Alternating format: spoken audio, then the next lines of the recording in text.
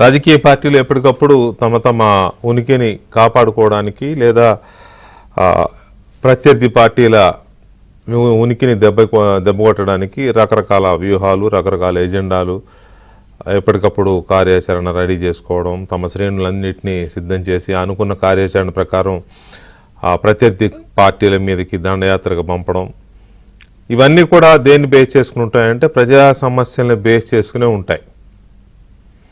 ప్రజా సమస్యల ఆధారంగా ఒకరి మీద ఒకరు ఉద్యమాలు చేయడమో లేకపోతే విమర్శించుకోవడమో ఉంటుంది. ఉదాహరణకి ప్రభుత్వం అధికారంలో ఉన్న పార్టీ ఏదైనా ప్రజా వ్యతిరేకమైన నిర్ణయం తీసుకుంటే ప్రతిపక్ష పార్టీలు ఖచ్చితంగా దాన్ని గురించి పోరాడుతూ ఉంటాయి. ఉదాహరణకి ఇప్పుడు ఆంధ్రప్రదేశ్లో స్మార్ట్ మీటర్స్కు సంబంధించి కమ్యూనిస్ట్ పార్టీలు పోరాటం చేస్తున్నాయి. ఎందుకంటే అవి గతంలో జగన్మోహన్ రెడ్డి హయాంలో స్మార్ట్ మీటర్లు పెట్టాలన్నప్పుడు కూడా అప్పుడు అన్ని పార్టీలు వ్యతిరేకించాయి. ఇప్పుడు అదే పరిస్థితి కొనసాగుతుంటే కనుక ఊరుకునేది లేదంటూ కమ్యూనిస్ట్ పార్టీలు తమ లైక్ మైండెడ్ ఫోర్సెస్ను కలుపుకొని ఉద్యమం చేస్తున్నాయి. అది అలా ఉంటాయి సహజంగా. కానీ ఒక రకంగా జగన్మోహన్ రెడ్డికి ప్రధాన ప్రతిపక్ష నాయకుడి హోదా లేకపోయినా అసెంబ్లీలో ఎమ్మెల్యేలు ఉన్న ఏకైక పార్టీ కాబట్టి వైఎస్ఆర్ కాంగ్రెస్ పార్టీ కూడా అలాంటి సమస్యలను తీసుకుని ఉద్యమాలు చేయడమా లేకపోతే ప్రభుత్వాన్ని నిలదీయడమా ఏదో ఒకటి వివిధ రూపాల్లో తన కార్యాచరణని సిద్ధం చేసుకోవాలి, నడిపించాలి. అది దాని విధి, ఆ పార్టీ యొక్క విధి. అయితే వైఎస్ఆర్ కాంగ్రెస్ పార్టీ కానీ జగన్మోహన్ రెడ్డి కానీ ఆయన శ్రేణులు ఆయన గ్యాంగ్స్ కానీ అలా చేయట్లా. ఎంతసేపు సమాజంలో ద్వేషాన్ని, విద్వేషాలని రెచ్చగొడుతున్నాయి. ఏంటి దీనివల్ల, ఎందుకు ఈ పని చేస్తున్నాయి, ఏంటి దీనివల్ల వైసీపీకి ఒరుగుతున్నది ఏంటి, దీనివల్ల తెలుగుదేశం పార్టీ కోల్పోతున్నది ఏంటి, అసలు ఆ పార్టీకి వస్తున్న వైసీపీకి వస్తున్న లాభం ఏంటి, తెలుగుదేశానికి వస్తున్న నష్టం ఏంటి, దాన్ని పక్కన పెడితే ప్రజలకు ఒరుగుతున్నది ఏంటి?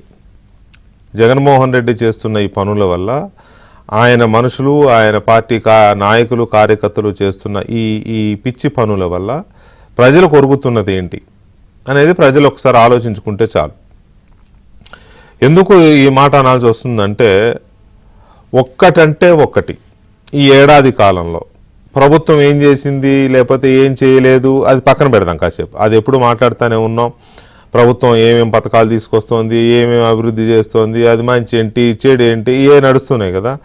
ఈ ఏడాది కాలంలో ఒక్కటంటే ఒక్కటి ప్రభుత్వం చేస్తున్న విధానాల మీద కానీ, ప్రభుత్వ విధానాల మీద కానీ, లేకపోతే ప్రజలకు ఎదురైన సమస్యల మీద కానీ ఒక్కటంటే ఒక్క కార్యక్రమం ఏమన్నా చేశారు ఆ పార్టీ, వైఎస్ఆర్ కాంగ్రెస్ పార్టీ వైపు నుంచి. జగన్మోహన్ రెడ్డి మిరపకాయలు, మెడకాయలు, లేకపోతే తలకాయలు ఇంకోటేదో వెళ్ళాడు. అక్కడికి వెళ్ళి రైతులతో మాట్లాడింది ఏముంది? ఆయన రైతులతో మాట్లాడింది ఏమి లేదు.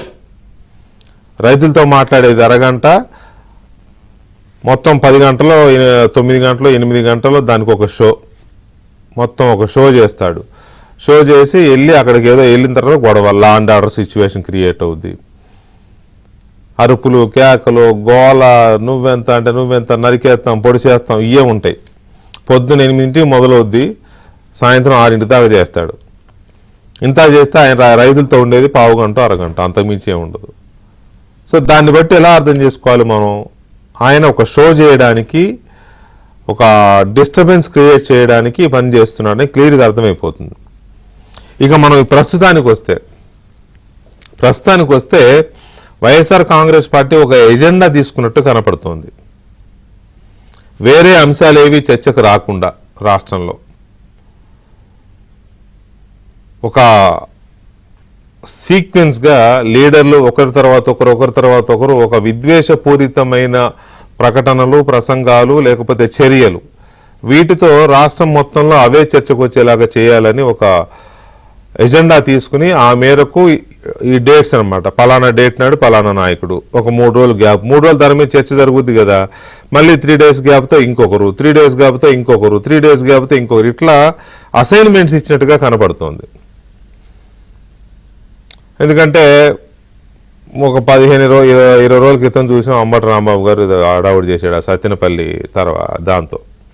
ఆ తర్వాత మళ్ళీ ఫస్ట్ పొదిలి మార్కెట్ జగన్మోహన్ రెడ్డి చేసిందే, ఆ తర్వాత సత్తెనపల్లి జగన్మోహన్ రెడ్డి చేసిందే. జగన్మోహన్ రెడ్డి చేయడంతో పాటు అక్కడున్న ఆయన నాయకులు ఇంకేదో చేస్తారు, నరుకుతాం, పొడుస్తాం, బజరంగ బలి కాదు ఏంటది, ఏదో బలి, ఏదో జాతరలో నరికినట్టు నరుకుతాం, ఇట్లా. మళ్ళీ బంగారుపాళ్యం వెళ్ళి అక్కడికి వెళ్ళి అదొక గొడవ, రైతుల మామిడికాయలు ట్రాక్టర్లతో తొక్కిచ్చేయడం. రైతులు పలకరించడానికి వెళ్ళిన ఎవడన్నా రైతుల ఉత్పత్తులను తొక్కిస్తాడా? Simple logic.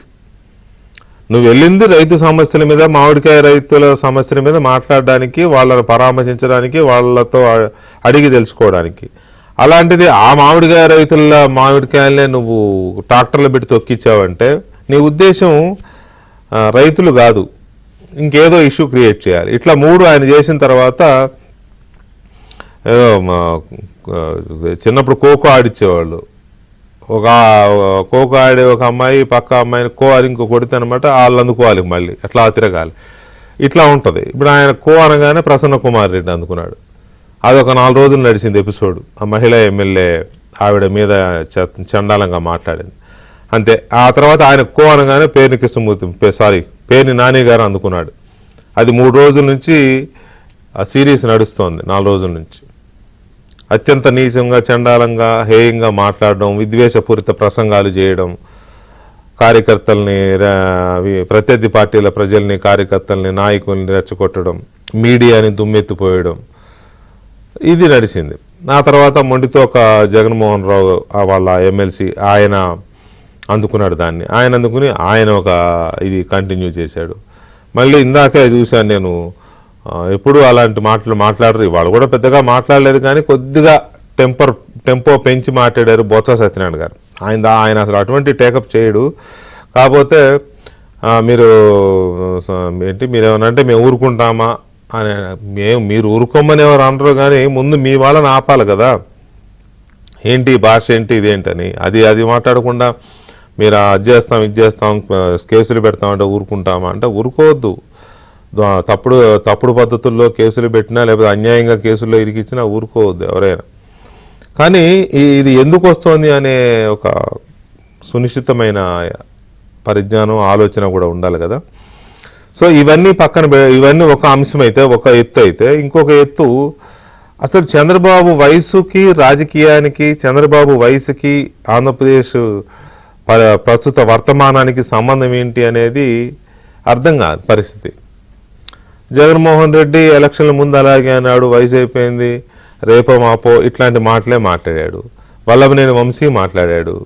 కొడాలి నాని అయితే చాలా చండాలంగా మాట్లాడేవాడు, ఏదో కాటికి కాళ్ళు చాపుకుని కూర్చున్నావని, అదని ఇదని. ఎవరు కాళ్ళు చాపుకుని కూర్చోరు, కొద్దిగా అటు ఇటు అయితే ఆయనే వెళ్ళేవాడు కదా. మొన్న అదృష్టవశాత్తు ఆయన ఇంట్లో వాళ్ళు, ఆయన కట్టుకున్న ఆవిడ, కన్న తల్లిదండ్రులు దీనివల్ల బయటపడ్డాడు. కానీ చావుకు ముందేంటి వెనకేంటి, వయసుతో సంబంధం ఏముంది చావుకి? ఎవరైనా చావచ్చు. చాలా ఎంతమంది చోట్ల రోజు ఒక 100 చావులు చూస్తున్నాం, వివిధ రూపాల యాక్సిడెంట్లను, మర్డర్లను, ఈతకెళ్ళి మునిగిపోవడము, విషం తాగి ఆత్మహత్యలు సంథింగ్ ఏదో రూపంలో ఆత్మహత్యలు చేసుకుని ఎంతమంది చావట్లా? చావుకు ముందేంటి వెనకేంటి? పేర్ని నాని లాంటి ఒక విజ్ఞుడు, ఒక మాజీ మంత్రి, పేర్ని కృష్ణమూర్తి గారు లాంటి ఒక అద్భుతమైన నాయకుడికి కొడుకు, ఆయన కూడా వయసు గురించి మాట్లాడడం. 76 ఏళ్ళు వచ్చినాయి వస్తే ఏంటి, 76 ఏళ్ళు వస్తే ఏంటి? అనుభవానికి ప్రయారిటీ ఇవ్వాలి, పాలనా దక్షతకి ప్రయారిటీ ఇవ్వాలి, ఆ విజన్కి, ఆయనకున్న ముందు చూపుకి ప్రయారిటీ ఇవ్వాలి. కానీ కూలగొట్టేవాడి వయసు 50 ఏళ్ళు అయితే ఏమి లాభం, నిర్మించేవాడి వయసు 80 ఏళ్ళున్నా తక్కువే. ఒక రకంగా డిస్ట్రక్షన్ చేసేవాడి వయసు 50 ఏళ్ళున్నా ఆ డిస్ట్రక్షన్ చేసేవాడి కంటే 70 ఏళ్ళు 80 ఏళ్ళు ఉన్న కన్స్ట్రక్షన్ చేసేవాడే ప్రజలకు అవసరం, సమాజానికి అవసరం. ఈ చిన్న లాజిక్ని మర్చిపోతే ఎలా పేర్ని నాని గారు? వయసుతో సంబంధం ఏంటి అసలు? ఎందుకు వయసుని తీసుకొచ్చి అంటే మోరల్గా దెబ్బతీయాలనా? నాకు తెలిసి చంద్రబాబు నాయుడు ఇలాంటి మాటలకి ఇదవుతాడని నేను అనుకోవట్లే. మోరల్గా ఆయనకి తూనాబొడ్డు అని కొట్టేసుకుంటూ వెళ్ళిపోతాడు, ఆయన పనేంటి ఆయన చేసుకుంటూ వెళ్ళిపోతాడు. కానీ మీరే పలసన అవుతారేమో ఇట్లాంటి వయసు గురించి ఏమీ లేనట్టు, వయసు మీద పడిపోయిందని, అదని ఇదని. చాలామంది మాట్లాడతారు ఆయనతో పాటు పరుగులు తీయండి అని. పరుగులు తీయలేరు మీరు. ఆయన ఆలోచనలతోనూ పరుగులు తీయలేరు, ఆయన క్రమశిక్షణతోనూ పరుగులు తీయలేరు. అంటే నేనేదో ఈ సీట్లో కూర్చుని ఇలా మాట్లాడుతున్నాను అనొచ్చు. కొన్ని సంవత్సరాలుగా చూస్తున్నాం కాబట్టి నాకంటే సీనియర్లు ఇంకా ఎక్కువ చూస్తారు ఆయన్ని. ఆయన ఆలోచనతో మీరు పరుగులు తీయలేరు, మీ వయసు తక్కువైనా. ఆయన క్రమశిక్షణతో మీరు పరుగులు తీయలేరు, ఆయన ఫిజికల్ హెల్త్ ఫిట్నెస్తో మీరు పరుగులు తీయలేరు. ఏ రకంగానూ ఆయన అభ్యుదయ భావాలతో మీరు పరుగులు తీయలేరు, ఆయన విజన్తో మీరు పరుగులు తీయలేరు, ఏ రకంగా తీయలేరు.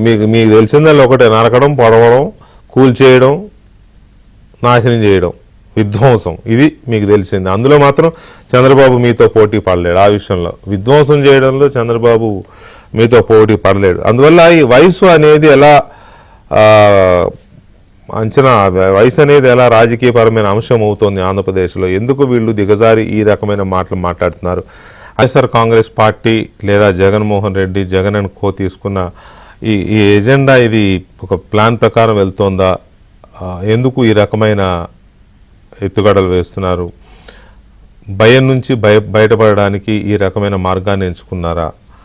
తర్వాత చంద్రబాబు వయసు మీద ఈ ప్రేలాపనలు ఏంటి? ఈ అంశాలు మనం చర్చించబోతున్నాం. చర్చలో మనతో పాటు రాజకీయ విశ్లేషకులు కోటేశ్వరరావు గారు ఉన్నారు, అలాగే లోక్సత్తా ఆంధ్రప్రదేశ్ శాఖ అధ్యక్షులు భీశెట్టి బాబ్జీ గారు ఉన్నారు, అండ్ భారతీయ జనతా పార్టీ నాయకులు రవిచంద్రారెడ్డి గారు ఉన్నారు. మరి కాసేపట్లో టీడీపీ జాతీయ అధికార ప్రతినిధి, స్వచ్ఛాంధ్ర కార్పొరేషన్ చైర్మన్ పట్టాభిరామ్ కూడా జాయిన్ అవుతారు.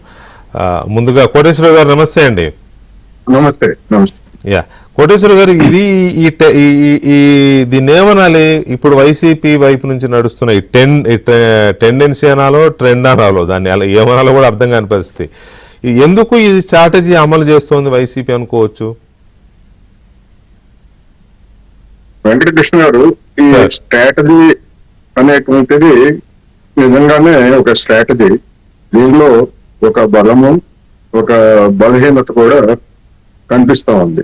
అంటే ఇప్పుడు ఇది ఏమవుతుంది ఏమిటి అనేటువంటిది మనం ఇప్పటికిప్పుడు వెంటనే నిర్ధారించలేము. ఎందుకంటే ఇటీవల జరిగినటువంటి కొన్ని అనుభవాలను చూసినప్పుడు దీనికి ఉన్నటువంటి లక్షణం ఇంకా పూర్తిగా మనం ఇది అని నిర్ధారించలేదు. ఇంకా కొన్ని ఉదంతాలు లేదా కొన్ని పరిణామాలను చూడాల్సి ఉంటుందనేది నా అభిప్రాయం. ఒకటి మాత్రం స్పష్టంగా కనిపిస్తా ఉంది. ఏమిటి, జగన్మోహన్ రెడ్డి గారికి లేదా వైసీపీకి ఏడాది పాలన తర్వాత లేదా ఏడాది పాలనలో వచ్చినటువంటి ధైర్యం ఏమిటి అని చూసుకున్నప్పుడు, జగన్మోహన్ రెడ్డి గారు మొట్టమొదట ఎన్నికల్లో ఓడిపోయిన వెంటనే చేసినటువంటి ప్రకటనని అందరం గుర్తు చేసుకోవాలి. 5 ఏళ్ళు కళ్ళు మూసుకుంటే మనం మళ్ళా తిరిగి అధికారానికి వస్తాము కళ్ళు కన్ను మూసి తెరిచేలోగా 5 ఏళ్ళు అయిపోతాయి. అదే అదే పదాలు ఏమైనా 5 ఏళ్ల తర్వాత మనం కళ్ళు మూసుకుంటే అని చెప్పారు. అంటే దాని అర్థం ఏంటి అంటే, కూటమి ప్రభుత్వం చెప్పిన మాటల్ని అమలు జరపలేదు, వైఫల్యం చెందుతుంది, అందుకని మనమే వస్తాం అనేటువంటిది అంతర్గతంగా దానిలో ఉన్నటువంటి ఒక భావం. ఎందుకు ఆ విధంగా చెప్పగలిగాడు అనే దానికి వచ్చేసరికి, పక్కనే ఉన్నటువంటి తెలంగాణలో అనేక వాగ్దానాలు చేసి అధికారానికి వచ్చినటువంటి కాంగ్రెస్ పార్టీ అప్పటికి 6 నెలలే అనుకోండి, 6 నెలల్లోనే రేవంత్ రెడ్డి సర్కార్కి ఎదురైనటువంటి సమస్యలు, ఎన్నికలకు ముందు వాళ్ళు చెప్పినటువంటి మాటలు, తర్వాత జరిగినటువంటి పరిణామాలు, ఇవన్నీ చూసిన తర్వాత అప్పులు లేకపోతే ఆర్థిక ఇబ్బందులు తెలంగాణకి ఎలా ఉన్నాయో ఆంధ్రప్రదేశ్ కూడా ఇంకా ఒక విధంగా చెప్పాలంటే అంతకంటే ఎక్కువే ఉన్నాయి అనేటువంటిది జగన్మోహన్ రెడ్డి గారికి పూర్తిగా తెలుసు. తెలుగులో ఒక సామెత ఉంది, దేవుడు నైవేద్యం తినడు అని పూజారికి తెలిసినంతగా మరొకరికి తెలియదు అని చెప్తారు. అంతేగా, బాగుంది. అందుకని లోపాలు ఏమిటో బలహీనతలు ఏమిటో అనేటువంటిది జగన్మోహన్ రెడ్డి గారికి బాగా తెలుసు. తెలిసిన కారణంగానే ప్రభుత్వ వైఫల్యాలని తాను సొమ్ము చేసుకోగలను అనేటువంటి కాన్ఫిడెన్స్ ఈ ఏడాది కాలంలో బిల్డ్ అయిందనేది నా అభిప్రాయం. నా అభిప్రాయంలో లోపాలు ఉండొచ్చు, లేకపోతే ఇంకోటి కావచ్చు. దాని నుంచి అంటే లోపాలు లేదా ప్రభుత్వ వైఫల్యాలు అనేటువంటివి గ్రాఫ్ పెరుగుతూ ఉంటే తన ఎదురుదాడి అనేటువంటిది డివిడెండ్స్ ఇస్తుంది అనేటువంటి ఒక స్ట్రాటజీ కనిపిస్తా ఉంది. ఇది కూడా అన్ని సమస్యల మీద ఆయన మాట్లాడరు. అన్ని సమస్యల మీద అది పరామర్శలు లేకపోతే అటువంటి ఎక్కడ చేయరు. ఉదాహరణకి 1.5 కోటి మంది అసంఘటిత రంగ కార్మికులు ఉన్నారు ఆంధ్రప్రదేశ్ లో. ఉమ్మడి రాష్ట్రంలో పెంచినటువంటి లేదా సవరించినటువంటి కనీస వేతనాలు తప్ప రాష్ట్రం విడిపోయిన తర్వాత చంద్రబాబు నాయుడు గారు కానీ లేకపోతే జగన్మోహన్ రెడ్డి గారు కానీ ఆంధ్రప్రదేశ్ లో బీఆర్ఎస్ కానీ తోటి సవరించలేదు. ఎప్పుడన్నా జగన్మోహన్ రెడ్డి గారు వీరి అసంఘటిత రంగ కార్మికుల కోసం నేను పరామర్శ చేస్తాను అని వెళ్ళాడు? అసలు మాట్లాడాడా దాని గురించి? 1.5 మంది, కొన్ని వేల మంది రైతులు, పొగాకు రైతులు, లేకపోతే మిర్చి రైతులు. నా పాయింట్ కూడా అదేనండి. నా ఇంట్రడక్షన్ కూడా ఇవాళ అసలు ప్రజలకు సంబంధం లేని ఎజెండా ఎందుకు ఎత్తుకున్నాడు జగన్మోహన్ రెడ్డి అనేదే ఇవాళ మనం నిజానికి ఇది వాళ్ళు చేసే పనుల గురించి చర్చించాల్సిన అవసరం లేదు, ఎందుకంటే అది ఏమాత్రం రిలేటెడ్ కాదు ప్రజలకి. కానీ ఇది ప్రజలకు సంబంధం లేదు లేని వ్యవహారాలు అని ప్రజలకు తెలియడం కోసమే ఈ చర్చ. ఆ ప్రజలకు సమస్యలు ఏంటి, ఎందుకు వాటిని జగన్మోహన్ రెడ్డి టచ్ చేయడం లేదని మీరు ఏదైతే స్టార్ట్ చేశారో అలాంటి ఇంకా చాలా ఉన్నాయి. వాటి గురించి మాట్లాడదాం సార్. ఒక్కసారి అసలు ఎందుకు జగన్మోహన్ రెడ్డి ఈ ట్రెండ్ తీసుకున్నాడు అనేది. బాబుజీ గారు నమస్తే. నమస్తే అండి. బాబుజీ గారు చూస్తున్నారు కదా, జగన్మోహన్ రెడ్డి గారు స్టార్ట్ చేసిన ఈ సిరీస్ ఆఫ్ కామెంట్స్ లేదా ఒక విద్వేషపూరితమైన చర్యలు, ప్రసంగాలు, మాటలు, రెచ్చగొట్టే కార్యక్రమాలు ఇవన్నీ చూస్తున్నాం కదా. ఎందుకు ఈ ఎజెండా ఎత్తుకున్నారు వీళ్ళు, ఈ స్ట్రాటజీని ఎందుకు అమలు చేస్తున్నారు అనుకోవచ్చు? తప్పనిసరిగా వికే గారు ఎందుకు ఈ స్ట్రాటజీని ఇంప్లిమెంట్ చేస్తున్నారు అంటే, వాళ్ళు అనుకున్నది ఊహించిన దానికంటే వేగంగా ప్రభుత్వాన్ని పరిగెట్టించడంలో గాని, పారిశ్రామికవేత్తలను ఆంధ్రప్రదేశ్కు తీసుకురావడంలో గాని, ప్రశాంతమైన వాతావరణంలో పరిపాలన సాగాలి, లేకపోతే రాజకీయ కక్షలు లేవు అని అనుకోవడంలో గాని చంద్రబాబు నాయుడు వేస్తున్నటువంటి అడుగులు వాళ్ళకి రుచించట్లేదు. ఉదాహరణకి ఈరోజు బిట్స్ పిలానీ లాంటి సంస్థ 1000 కోట్ల రూపాయలతోటి ఒక ఇన్స్టిట్యూట్ పెడతానంటుంది అని అంటే ఇది ఎవరు ఊహించరు, ఎవరు దీన్ని డినై చేయలేరు. మరి జగన్మోహన్ రెడ్డికి కావాల్సినది ఈ రాష్ట్ర అభివృద్ధి కాదు. ఈ రాష్ట్రం అమ్మో రేపు ప్రమాదంలో పడిపోద్దేమో, మనం ఇక్కడ పెట్టుబడి పెడితే మళ్ళా నష్టపోతామేమో, రేపు జగన్ వస్తే మనల్ని తరిమేస్తాడేమో అనుకోవాలి. కాబట్టి అరాచకమే రాజకీయంగా, అరాచకమే ప్రజాస్వామ్య వ్యవస్థగా, అరాచకమే ఆంధ్రప్రదేశ్ లో ఉంది అనే అంత పెద్ద స్థాయిలో రావాలనుకుంటే వీళ్ళు తిడతారు, తిడితే ఇంకొంతమంది దాడి చేస్తారు, దాడి చేస్తే మళ్ళా వాళ్ళు దాడి చేస్తారు. ఇది పెద్ద పని, ఇది పత్రికలకి మీడియాకి ఇది ఒక పెద్ద ముడిసరుకు. ఆ తర్వాత ప్రజాస్వామ్య వ్యవస్థ ఇలా అయిపోయిందని చెప్పి గౌకర్యాలు వేయొచ్చు, తర్వాత విషయం చిన్నదైనా పెద్ద రాద్ధాంతం చేయొచ్చు. ఇది ఆంధ్రప్రదేశ్ ప్రజలు భయభ్రాంతులతో ఉన్నారనే అభిప్రాయాన్ని దేశమంతా తీసుకెళ్లడం కోసమనే జగన్మోహన్ రెడ్డి తన మనుషులకి ఈ రకమైన సంకేతాలు ఇవ్వడం జరుగుతుందని నేను అభిప్రాయపడుతున్నాను.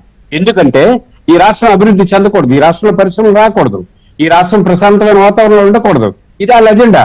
లేకపోతే ఎడలలో పేరునాని అన్ని రకాల పేలాపనలు పేలాల్సిన అవసరం ఏంటి వచ్చింది? పవన్ కళ్యాణ్ పైన కానీ, చంద్రబాబు నాయుడు గారి పైన కానీ, లేకపోతే లోకేష్ గారి పైన కానీ, మళ్ళా అది కాకుండా మళ్ళా కొల్లు రవీంద్ర గారి పైన కానీ, చివరికి అయ్యన్న పాత్రుడు గారి మీద కదా ముసలాయన అని చెప్పని. ఇంత అవసరమా? నీ తాత తండ్రి దగ్గర నుంచి నీకున్నటువంటి రాజకీయ నేపథ్యం ఏంటి? మీరు ఏ రకమైనటువంటి భాష మాట్లాడుతున్నారు? అంటే దీన్ని బట్టి వైఎస్ఆర్ కాంగ్రెస్ పార్టీ జగన్మోహన్ రెడ్డి పొదిలి పొగాకు మార్కెట్ యార్డ్ పర్యటన దగ్గర నుంచి, లేకపోతే అంతకుముందు తెనాలిలో ఆ గంజాయి అదేదో ఉంది కదా ఆ గొడవ, దాని దగ్గర నుంచి కానీ, లేకపోతే సత్తెనపల్లి వాళ్ళ కార్యకర్త వ్యవహారం, అప్పుడు ఒక అతను సింగయ్య ఆయన కారు మీద ఎక్కడం కానీ, ఇప్పుడు తర్వాత పొదిలి తర్వాత అంతకుముందు గుంటూరు మార్కెట్ యార్డ్ కానీ, నిన్న కాక మొన్న బంగారుపాళ్యం కానీ, ఇప్పుడు పేర్ని నాని ఎపిసోడ్ కానీ, తర్వాత మొండితోక జగన్మోహన్ రావు ఎపిసోడ్ కానీ, నల్లపరెడ్డి ప్రసన్న కుమార్ రెడ్డి ఎపిసోడ్ కానీ, ఇవన్నీ చూస్తూ ఉంటే ఒక్క నిమిషం బాబుజీ గారు, రవిచంద్రారెడ్డి గారు, ఇవన్నీ చూస్తూ ఉంటే వైఎస్ఆర్ కాంగ్రెస్ పార్టీ అధికారికంగానే ఈ అధికారంలో ఉంటే విధ్వంసం, అధికారంలో లేకపోతే విద్వేషం, అది వాళ్ళ ఎజెండా. ఇప్పుడు ఇది అధికారికంగానే ఈ విద్వేషపూరిత కార్యక్రమాన్ని తీసుకున్నారనుకోవచ్చా? సార్ నమస్కారం వెంకటకృష్ణ గారు, మీకు ప్యానలిస్టులకి తర్వాత ఏబిఎన్ ప్రేక్షకులందరికీ నమస్కారం. నమస్తే అండి.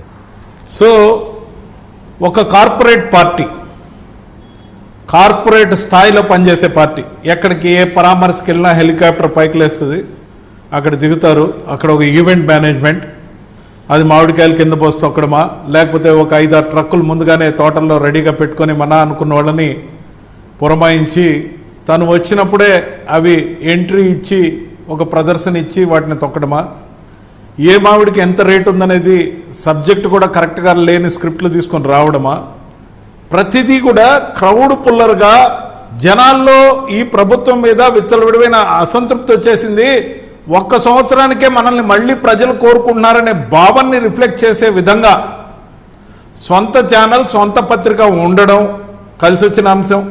అలాగే పార్టీగా మళ్ళీ తిరిగి అధికారంలోకి రావాలని కోరుకోవడంలో తప్పులేదు, కానీ 1 సంవత్సర కాలంలోనే పెళ్ళుబుకుతున్న అసంతృప్తి అనేది విస్తృతంగా ప్రజల్లోకి తీసుకెళ్ళాలి.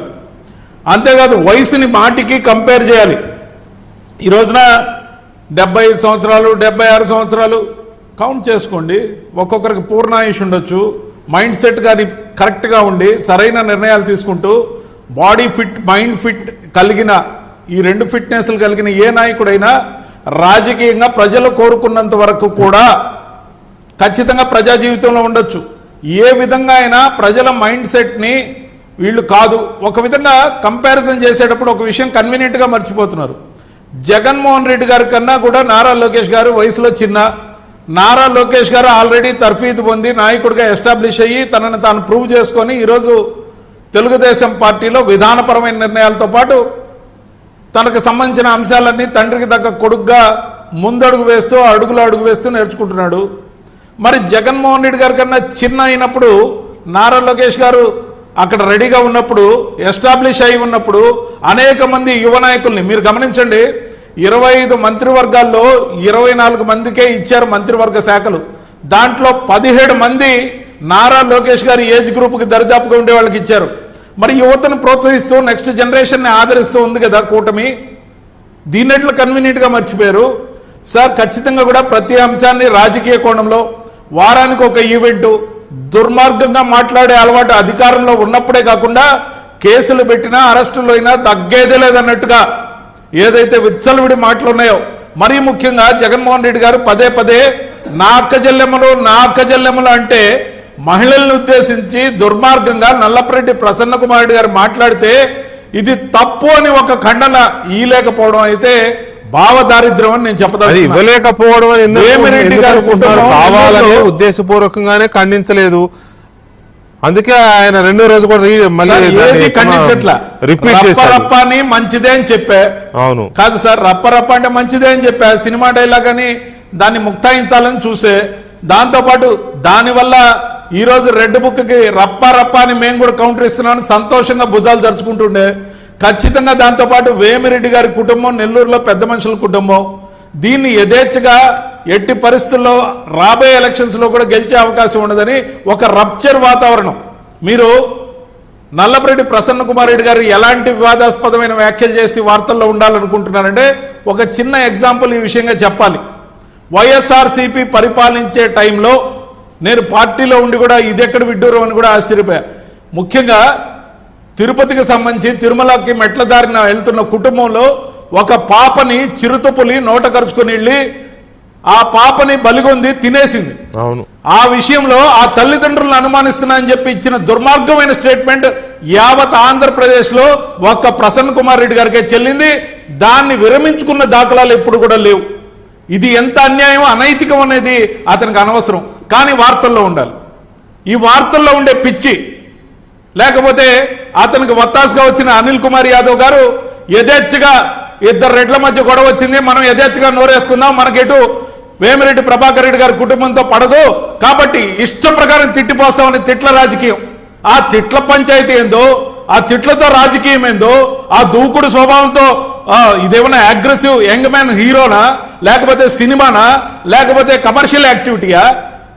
రాజకీయం అంటే ఒక పెద్ద మనిషితనం ఉండాలి, ఒక హుందాతనం ఉండాలి, భావదారిత్యం లేకుండా మాట్లాడాలి, మహిళల్ని గౌరవించాలి.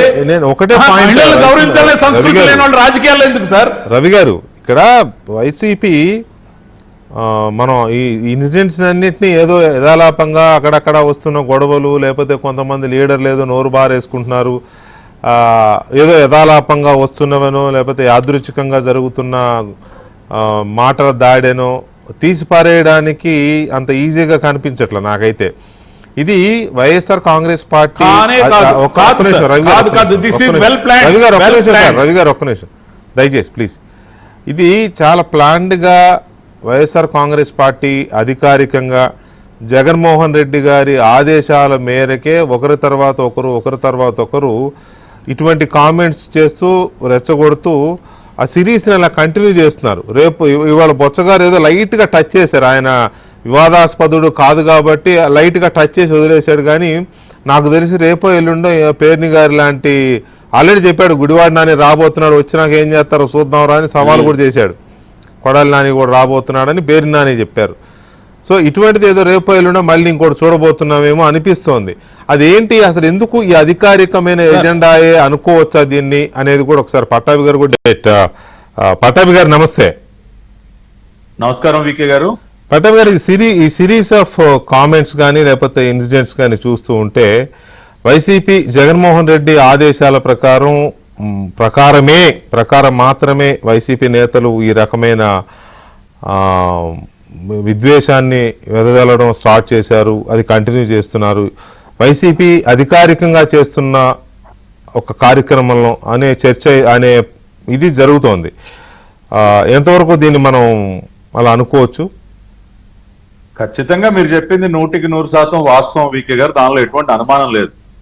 ఇదంతా ఒక కుట్రలో భాగంగా ప్రణాళికాబద్ధంగా జగన్మోహన్ రెడ్డి యొక్క ఆదేశాల మేరకు జరుగుతుంది.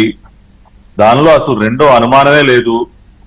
ఇప్పుడు ఇంత పెద్ద ఎత్తున ఈ కుట్ర పన్నడానికి గల కారణాలు ఏంటంటే, కూటమి ప్రభుత్వ పరిపాలన 1 సంవత్సరం పూర్తయింది. సుపరిపాలనకి తొలి అడుగు పేరుతో పెద్ద ఎత్తున రాష్ట్ర వ్యాప్తంగా కార్యక్రమం జరుగుతోంది. స్వయంగా గౌరవ ముఖ్యమంత్రి చంద్రబాబు నాయుడు గారే దాదాపు 2 గంటల పాటు ఒక పవర్ పాయింట్ ప్రజెంటేషన్ ఇచ్చి ఈ ప్రభుత్వం గత సంవత్సర కాలంగా ఏం చేసింది, ఏం చేయబోతుంది, ఈ ప్రభుత్వం యొక్క లక్ష్యాలు ఏంటి, అభివృద్ధి పరంగా కానీ సంక్షేమం పరంగా కానీ అన్ని వివరాలు చాలా పారదర్శకంగా ఆయన ప్రజల ముందు ఉంచడం జరిగింది. అటువంటి పని జగన్ రెడ్డి గత 5 సంవత్సరాల కాలంలో ఎప్పుడు చేసినటువంటి దాఖలాలు లేవు. ఎంతసేపు దోచుకోవటం మింగటం తప్పితే రాష్ట్రం గురించి ఏ రోజు ఆలోచించలేదు. ప్రజలకు ఇదిగో ఇది నేను చేశాను, ఇది చేయబోతున్నాను అని సవివరంగా చెప్పినటువంటి దాఖలాలు లేవు. మరి ఆ పని చంద్రబాబు నాయుడు గారు బ్రహ్మాండంగా చేశారు. చేయటమే కాకుండా ప్రతి నియోజకవర్గంలో ప్రతి గడప దగ్గరికి వెళ్ళి మీరు ఈ విషయాలన్నీ చెప్పండి అని చెప్పి ఎమ్మెల్యేలని కానీ ఎంపీలని కానీ మూడు పార్టీల యొక్క నాయకులందరినీ కూడా దీనిలో భాగస్వాములు చేసి ఈ కార్యక్రమం పెద్ద ఎత్తున చేస్తూ ఉంటే ఏ ఇంటికి వెళ్ళినా కూడా ప్రజలు బ్రహ్మరథం పడుతూ ఉన్నారు. అయ్యా చాలా సంతోషంగా ఉన్నామయ్యా, చాలా ప్రశాంతంగా ఉంది రాష్ట్రం, గతంలో మాకు అసలు నిద్రే పట్టేది కాదు, వాళ్ళు హ్యాపీగా పడుకుంటా ఉన్నామయ్యా. ఏ ఇంటికి వెళ్ళినా ప్రతి అవ్వా తాత ఎంత చిరునవ్వుతూ అయ్యా మాకు ఇంటికి వచ్చి అవ్వా తాత పదం మీది కాదు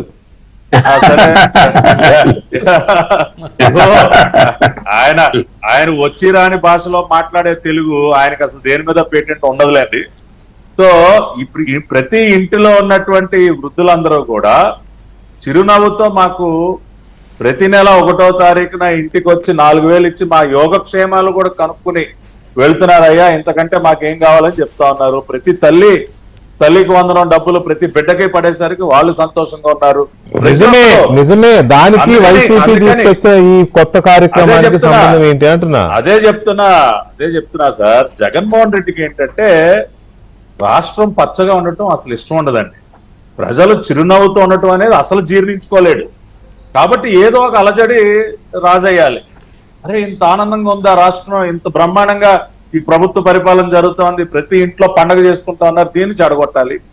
అందుకని తోలాడు ఈ సైకో మోకలందరినీ ఎల్లండ్రా మైకులు పట్టుకోండి, మీ ఇష్టానుసారం బూతులు తిట్టండి, మహిళలను కూడా చూడకుండా అసభ్యంగా మాట్లాడండి, ఒక అలజడి సృష్టించండి, దాడులు చేయండి, బీభత్సం చేయండి, ఏదో ఒకటి మొత్తం స్పాయిల్ అయిపోవాలి, మొత్తం డిస్టర్బ్ అయిపోవాలి, జరిగేటటువంటి మంచి జరగకూడదు. పురాణాల్లో ఏం చూసాం వీకే గారు, ఋషులు ఒక మంచి కోసం యజ్ఞం చేస్తూ ఉంటే రాక్షసులు వచ్చి అవి ఇవి దానిలో వేస్తూ ఉండేవాళ్ళు. ఇవాళ జగన్ రెడ్డి చేస్తున్న పని కూడా అదే కదా. తన కింద ఉన్నటువంటి పిల్ల రాక్షసులందరినీ ఆ పేర్ని నాని గాని, ఆ ప్రసన్న కుమార్ రెడ్డి గాని, ఎక్సెట్రా ఎక్సెట్రా వీళ్ళందరినీ కూడా ఊరి మీదకి దోలాడు. అరే జరుగుతున్నటువంటి ఆ మహాయజ్ఞం, రాష్ట్రాన్ని నిలబెట్టేటటువంటి ఆ మహాయజ్ఞాన్ని మీరు భగ్నం చేయండి. మనం చూసారు కదా ఆ పేర్ని నాని ఫోన్లో ఏం చెప్తా ఉన్నాడు, సార్ ఇది మనకి మంచి అవకాశం, దీన్ని ఇంకా మనం ప్రజలకు తప్పుదో పట్టించడానికి లోకేష్ గారు చేయించారు, అది చేద్దాం సార్, ఇది చేద్దాం సార్, బాసుకు చెప్పండి సార్ అని మనోడు ఫోన్ లోనే మాట్లాడుతూ అడ్డంగా దొరికిపోయాడు కదా.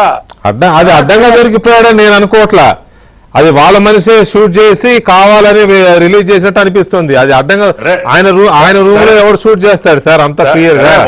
ఇప్పుడు ఒక్కొక్కడికి ఇందాక రవిచంద్రారెడ్డి గారు ఉన్నారు, ఆయన గతంలో వైఎస్ఆర్సీపీలో ఉన్నప్పుడు నాకేం నచ్చేది కాదు సార్ అని ఇప్పుడు ఆయన చెప్పారు. అట్లా నచ్చిన వాళ్ళు ఆ పార్టీలో కూడా ఉంటారు కదా, ఎంత దుర్మార్గం రా బాబు అని చెప్పి ఆ విధంగా వీడియో తీసి వదిలే వాళ్ళు కూడా ఉంటారు. ఇప్పుడు అదే మొన్న ఏమంటా ఉన్నాడు, అట్లా కన్నుగొట్టి కానీ ఏంటి రాక్షసమోక. మొన్న ఆ గుడివాడలో జరిగినటువంటి ఇష్యూ చూడండి, ప్రజల మర్యాదగా అమ్మ వద్దమ్మా గొడవద్దు, మీరు తిరిగి వెనక్కి వెళ్ళిపోండి అంటే వెళ్ళినట్టే వెళ్ళి మళ్ళీ బండేసుకుని వచ్చి రెండ్రా నా కొడకల్లారా చూసుకుందాం అని చెప్పి మాట్లాడి రెచ్చగొట్టే ప్రయత్నాలు చేసినటువంటి విజువల్స్ మనం చూడలేదా? గుడివాడలో ఎవరండి రెచ్చగొట్టింది? కాబట్టి ఇదంతా ఒకటే వీకే గారు, జగన్మోహన్ రెడ్డి ఇవాళ రాష్ట్రంలో బ్రాండ్ ఏపీని నిలబెట్టడానికి జరుగుతున్నటువంటి ఒక యజ్ఞం, ప్రతి ఇంట్లో చిరునవ్వులు చిందించడానికి చంద్రబాబు నాయుడు గారు, పవన్ కళ్యాణ్ గారు, నరేంద్ర మోడీ గారు చేస్తున్నటువంటి యజ్ఞాన్ని భగ్నం చేయడం కోసం తన రాక్షస మోకను రోడ్డుపైకి వదిలాడు. ఇది ప్రీ ప్లాన్డ్ గా చేస్తా ఉన్నాడు. ఇది వాళ్ళకి బాగా అలవాటైనటువంటి పని. కాబట్టి దీనిలో అసలు మనం రెండో విధంగా అనుమాన పడాల్సినటువంటి అవసరమే లేదు. ఇదంతా కూడా జగన్ రెడ్డి ఆదేశాల మేరకు ఒక కుట్రలో భాగంగా జరుగుతోంది. ఇవాళ దానినే ఇవాళ మనం ప్రభుత్వం కూడా ఆ విషయాలన్నింటినీ కూడా సీరియస్ గా తీసుకోవటం, దాన్ని ఇటువంటి ప్రయత్నాలను భగ్నం చేసే కార్యక్రమాలు చేయటం కూడా ఇవన్నీ జరుగుతూ ఉన్నాయి. ఒక్క నిమిషం పట్టాభి గారు, కోటేశ్వరరావు గారు, ఇప్పుడు ఓకే ప్రజా కార్యక్రమాలకు సంబంధించి కానీ లేకపోతే ప్రజా సమస్యల మీద కానీ మీరు ఇందాక చెప్పపోయిన అంశం ఏదైతుందో అటువంటివి చాలా ఉన్నాయి కదా, వాటి మీద మాట్లాడడం ఒక ఎత్తు. చంద్రబాబు వయసుతో పనేంటి, చంద్రబాబు నాయుడు వయసుని తెర మీదకి తీసుకొచ్చి మాట్లాడడం, జగన్మోహన్ రెడ్డి దగ్గర నుంచి పేర్ని నాని వరకు మధ్యలో ఇందాక చెప్పాను కదా కొడాలి నాని ఎంత హేయంగా మాట్లాడేవాడు చంద్రబాబు నాయుడు గారి ఏజీ మీద, తర్వాత వల్లభనేని వంశీ వీళ్ళందరూ కూడా. సో ఇప్పుడు పేర్ని నాని లేటెస్ట్ ఎపిసోడ్ ఇది. ఆయన ఏజ్తో సంబంధం ఏంటండి? పాలనా దక్షత లేకపోతే ఆలోచన విధానం ఇవి కదా ఇంపార్టెంట్. డిస్ట్రక్షన్ కన్స్ట్రక్షన్ ఈ రెండు వేరియేషన్ తీసుకోవాలి కానీ ఏజ్తో ఏంటి, అదేం రాజకీయం అసలు? వెంకటకృష్ణ గారు, మనకి అమెరికాలో అదేవిధంగా ఐరోపాలో ఎన్నికల సందర్భంగా రెండు ప్రధానమైనటువంటి పార్టీలు లేదా కొన్ని చోట్ల మూడు ప్రధానమైనటువంటి పార్టీలు ముందుకు తెచ్చేటువంటి అంశాలు వ్యక్తిగతమైనటువంటి బలహీనతలు, వాళ్ళ యొక్క సెక్స్ కుంభకోణాలు, ఇట్లాంటి వాటిని ప్రధానంగా ముందుకు తీసుకురావడం అనేటువంటిది ఒక ప్రధానమైనటువంటి లక్షణం. ఎందుకు వాళ్ళు ఆ విధంగా తీసుకొస్తారంటే విధానాల పరంగా అమెరికాలో డెమోక్రటిక్ పార్టీ అయినా రిపబ్లికన్ పార్టీ అయినా ఒకటే, అదేవిధంగా ఐరోపా దేశాల్లో కూడా ప్రధాన పార్టీలు అన్ని ఒకటే. అందుకని వాటిని విమర్శించుకోవడానికి వాళ్ళ దగ్గర పాయింట్లు చాలా తక్కువ ఉంటాయి. అందుకని మిగిలినటువంటి విషయాలు జనానికి జ్యూసీగా ఉండేటువంటి విషయాలన్నింటినీ కూడా తీసుకొస్తారు. ఇప్పుడు నేను అదే ఇందాక చెప్పబోతూ మధ్యలో ఆపింది, జగన్మోహన్ రెడ్డి గారు అదేవిధంగా మూడు పార్టీల కూటమికి సంబంధించి అమలు జరుపుతున్నటువంటి విధానాల్లో పెద్దగా తేడా ఏమి లేదు. కొన్ని సంక్షేమ పథకాలు ఒకళ్ళు ఎక్కువ ఇవ్వడం, ఒకళ్ళు తక్కువ ఇవ్వడం, లేకపోతే ముందు ఇవ్వడం, వెనక ఇవ్వడం, అది ఒక అంశం అయితే, ఉదాహరణకు మీరు మొదటనే స్మార్ట్ మీటర్ల గురించి చెప్పారు. స్మార్ట్ మీటర్ల గురించి జగన్మోహన్ రెడ్డి గారు ఇంతవరకు ఎందుకని మాట్లాడారు? వామపక్షాలు లేదా కొన్ని ప్రజా సంఘాలు ఎందుకంటే ఆయన స్టార్ట్ చేసిందే కదా అది. ఆయన స్టార్ట్ చేశాడు కదా సార్. అలా అందుకనే చెప్తున్నా. అదేవిధంగా మన చంద్రబాబు నాయుడు గారు మరి అదాని తోటి జగన్మోహన్ రెడ్డి గారు కుదుర్చుకున్నటువంటి ఒప్పందం గురించి తెలుగుదేశం వాళ్ళు మాట్లాడారు. ఎందుకని అంటే ఆ విధానాలని ఎవరి హయాంలో ఒప్పందం చేసుకున్నప్పటికీ దాన్ని సమర్థిస్తున్నారు. ఇప్పుడు చంద్రబాబు నాయుడు మళ్ళీ అటువంటి ఒప్పందాన్ని వేరే కంపెనీలతో చేసుకున్నారు కదా. అందుకని విధానపరంగా వాళ్ళు మాట్లాడుకోవడానికి ఏమి పాయింట్లు ఏమి లేవు కనుక నేను చెప్పిన ఇందాక మనం చర్చించుకుంటున్నటువంటి బంగారుపాళ్యం కావచ్చు, లేకపోతే మామిడి రైతులు కావచ్చు, లేకపోతే మిర్చి రైతులు, ఇవన్నీ కూడా ఖచ్చితంగా ప్రతి సంవత్సరం ఫలానా సీజన్లో వస్తాయనే గ్యారంటీ ఏమి లేదు. ఆయా సందర్భాల్లో వచ్చేటువంటి మార్కెటింగ్ ప్రాబ్లమ్స్ అటువంటి వాటి మీద కేంద్రీకరిస్తున్నారు తప్ప నిత్యం జనం ఎదుర్కొంటున్నటువంటి, ఉదాహరణకు విద్యుత్ బిల్లులు పెద్ద మొత్తంలో వచ్చాయనేటువంటిది అందరికీ తెలిసిందే. హైదరాబాద్ లో 700 రూపాయలు వచ్చేటువంటి విద్యుత్ బిల్లు అదే విజయవాడ లేదా ఆంధ్రప్రదేశ్ లో 1500, 1600 వస్తూ ఉంది. అటువంటి వాటి గురించి ఏమైనా మాట్లాడుతున్నారు ఎప్పుడన్నా? మాట్లాడు. ఎందుకంటే నువ్వేం చేసావా, నీ పాలనలో చేసింది కూడా అదే అని చెప్పేసి వెంటనే కౌంటర్ వస్తుంది.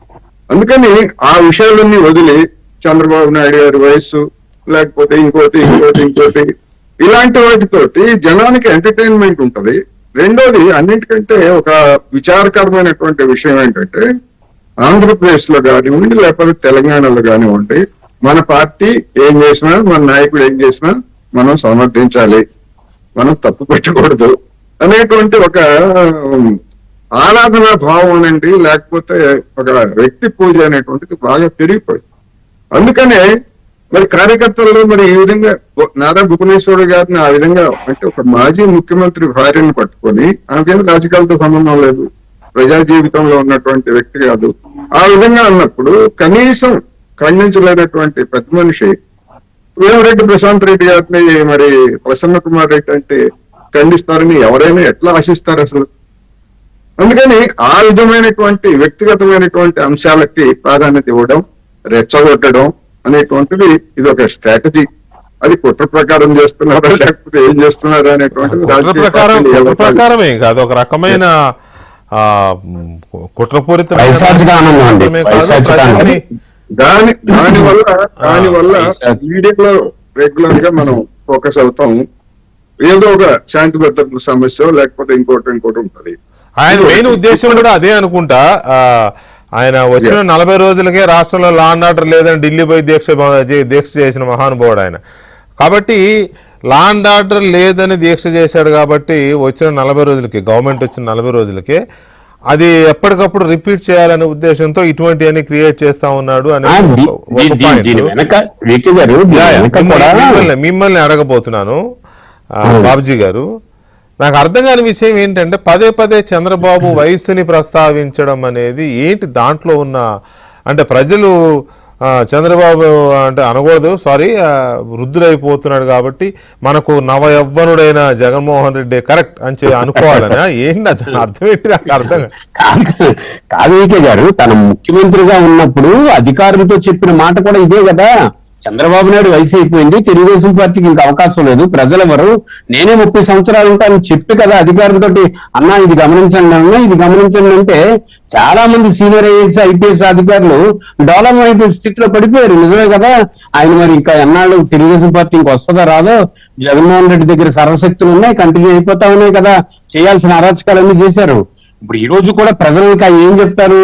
ఇందాక మన పెద్దలందరూ అనుకున్నప్పుడు రాష్ట్రంలో జరుగుతున్న పరిపాలనలో లోపాలు గాని, లేకపోతే కొత్త అంశాలు గాని, లేకపోతే ప్రజలను చైతన్యవంతులు చేసే ఏర్పాట్లు గాని చేసుకొని కొత్త రాజకీయానికి తెరదీసింటే రేపు కొత్త జనరేషన్ వస్తుంది. కానీ ఇప్పుడు కొత్త జనరేషన్ స్థానంలో చెత్త జనరేషన్ తీసుకుని వచ్చి, నేను ఇప్పుడు ఆశ్చర్యపోయాను, పిలిపి విశ్వరూప్ కూడా అమలాపురం రూరల్ సిఐని నేనేమని కటకటాల్లో ఊచలు ఎక్కిస్తాను, నేనేమని వీఆర్కి పంపిస్తాను. ఏంటి భాష? ఎవరు మాట్లాడుతున్నారు? మీరు మాజీ మంత్రుడు, మీరేమో కొత్త తరానికి ఏ రకమైన సంకేతాలు ఇస్తున్నారు?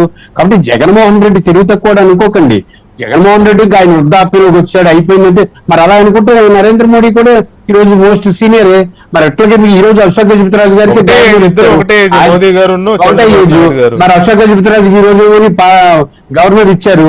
ఆ వయసుతో పాటుగా విలువైనటువంటి వ్యవస్థను నిర్మించగలిగే స్వభావం ఉంది కాబట్టి ప్రజలు అవకాశం ఇచ్చారు. జగన్మోహన్ రెడ్డి ఇది చెప్పడం ఎందుకు, లేకపోతే నాని అని ఇది చెప్పడం ఎందుకు, తర్వాత అరే ఎవరైనా మాట్లాడాల్సిన అవసరం ఏంటి, స్పీకర్ అయ్యని పోతున్న ముసోడాని అనాల్సినంత అవసరం ఏమొచ్చింది, పవన్ కళ్యాణ్కి ఏం సంబంధం, తన అక్కడికి నీకేమైనా సిగ్గిపెట్టలేదు దేవుడు ఈ మాట్లాడాల్సినవి. కాబట్టి అంటే వాస్తవంగా ప్రజా చైతన్యం వైపు అడుగులు వేయాలి. మేము పాలకులు చేస్తున్న తప్పుల్ని ప్రశ్నించాలని అనుకోకుండా ఇది ఒక రకమైనటువంటి డైవర్షన్ పాలిటిక్స్. ఇందాక మీరు ఒక మాట చెప్పారు, అసలు ఎందుకు ఈ అరాచక కార్యక్రమాలు చేస్తారంటే ఏదో రూపంలో రోడ్డు మీదకి కార్యకర్తలు తీసుకొస్తే వాళ్ళు కానీ ఒకవేళ పోలీసులు వలలో పడితే పోలీసులు వాళ్ళని కేసులు పెడితే చచ్చినట్టు జీవితకాలం వీళ్ళు వైఎస్ఆర్సీపీ వెనకాల తిరుగుతారు. ఆ కార్యకర్తలు వాళ్ళకి దూరం అయిపోయే ప్రసక్తి ఉండదు. ఈ 5 సంవత్సరాలు బానిస బ్రతుకు ఆ కార్యకర్తలకు ఉంటుంది. ఎందుకంటే వాళ్ళు ఎవరు ఆదుకుంటారు, వాళ్ళకి రూపాయి ఎవరిస్తారు, వాళ్ళ కుటుంబాన్ని ఎవరు పరామర్శిస్తారు. ఇదో స్ట్రాటజీ రాజకీయాల్లో. గ్యారంటీగా ఒక గందరగోళం సృష్టిస్తే దొరుకుతారు. దొరికిన తర్వాత పోలీసులు ఊరుకుంటారా, మెదలకుండా ఊరుకోరు కదండి, కేసులు పెడతారు. జగన్మోహన్ రెడ్డి అనే వ్యక్తి ఈ అరాచక పరిపాలనకు అందివేసిన చెయ్యి.